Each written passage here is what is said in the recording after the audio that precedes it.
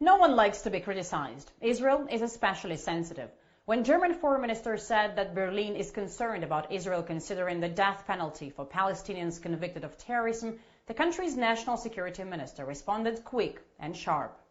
This law of executing terrorists is the talk of the hour.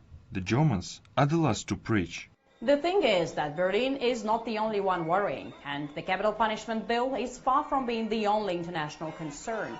Inflammatory statements by top Israeli officials at a time of unprecedented escalation on the ground also left many bothered, like this one by a senior member of Israel's new government, leader of the extreme right religious Zionism party, who is also responsible for civilian affairs in the occupied West Bank. I think the village of Havara needs to be wiped out. I think the state of Israel should do it. That comment was made after the Palestinian town of Hawara was attacked by Israeli settlers, in which at least one Palestinian man was killed, dozens of others injured, and dozens of Palestinian homes and cars were burned.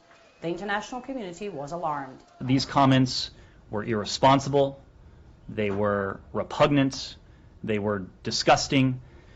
We call on Prime Minister Netanyahu and other senior Israeli officials to publicly and clearly reject and disavow these comments. The statement that was made by Minister Smotrich is provocative, it's inflammatory. Coming from a government official, it's irresponsible. Israeli authorities did not announce the arrest or prosecution of the settlers responsible for the attacks.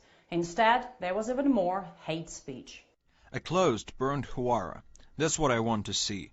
That's the only way to achieve deterrence. After a murder like yesterday's, we need burning villages when the Israel Defense Forces don't act.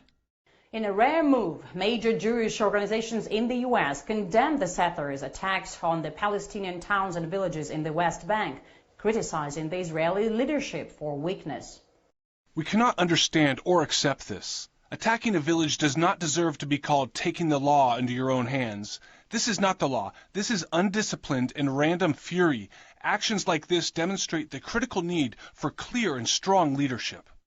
What was the leadership response? Prime Minister Benjamin Netanyahu, during his visit to the family of two Israeli brothers killed in the Hawara shooting that provoked the pogroms by settlers, did not talk about peace or dialogue that many believe would help ease the tensions, but instead promised even more fighting.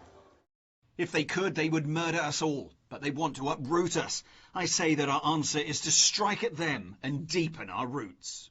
It's not the first time that Israel condemns the international comments. When U.S. Secretary of State expressed his concerns over the Israeli government's planned judicial reforms that sparked a wave of mass protests all across the country, Israel's response was bold and straightforward. Flagrant, clear, stupid and unnecessary interference.